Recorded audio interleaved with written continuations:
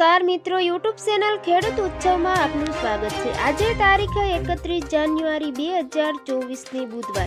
જોઈએ આજના કપાસના હાલના તાજા બજાર ભાવ। તે પહેલા ચેનલમાં નવા હો તો ચેનલને સબસ્ક્રાઇબ કરી લેજો। કપાસના ઉત્પાદન અને નિકાસમાં મોખરાનું સ્થાન ધરાવતા સુરેન્દ્રનગર જિલ્લામાં દિવાળી બાદ કપાસના ભાવ ઘટી જતા ખેડૂતોની હાલત કફોડી બની છે।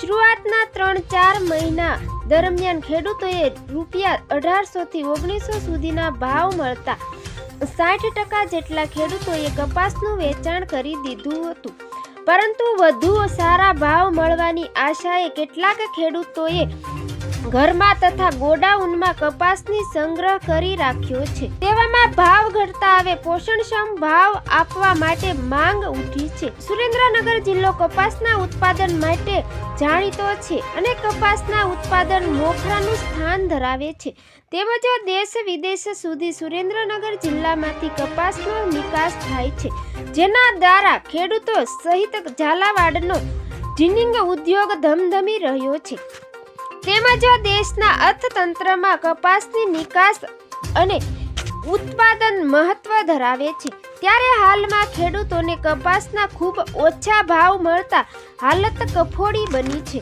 દિવાળીના તહેવાર બાદ ખેડૂતોને કપાસના ભાવ વધવાની આશાઓ હતી, પરંતુ કપાસના ભાવો વધવાને બદલે ક્રમશઃ ઘટતા ગયા છે અને હાલ પ્રતિ મણે કપાસના ભાવ માત્ર 1100 થી 1200 રૂપિયા જેટલા થઈ જતા મોટા ભાગના 40 થી 50% ખેડૂતો કપાસનું વેચાણ કરી શક્યા નથી, જ્યારે અત્યાર સુધીમાં એક અંદાજ મુજબ માત્ર 60% જેટલા જ કપાસનું વેચાણ થયું છે, જ્યારે 40% થી વધુ કપાસનો જથ્થો ખેડૂતોના ઘર કે ગોડાઉનમાં ભાવ વધવાની આશા સાથે છેલ્લા માત્ર 7-8 મહિનાની સંગ્રહ કરેલી હાલતમાં પડ્યો છે। ત્યારે સરકાર દ્વારા કપાસના પ્રતિ મણ અંદાજે ₹1800 થી 1900ની આસપાસ પોષણક્ષમ ભાવ આપવામાં આવે તેવી ખેડૂતો માંગ કરી રહ્યા છે।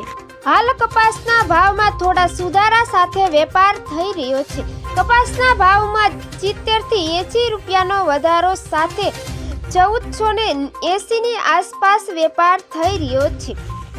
ધારી 1050 થી 1452 રૂપિયા, વિરમગામ 900 થી 1394 રૂપિયા, મોરબી 1100 થી 1440 રૂપિયા, વિસાવદર 1115 થી 1431 રૂપિયા, હળવદ 1250 થી 1466 રૂપિયા, જૂનાગઢ 1150 થી 1400 રૂપિયા, અમરેલી 1000 થી 1420 રૂપિયા, જામનગર 800 થી 1440 રૂપિયા।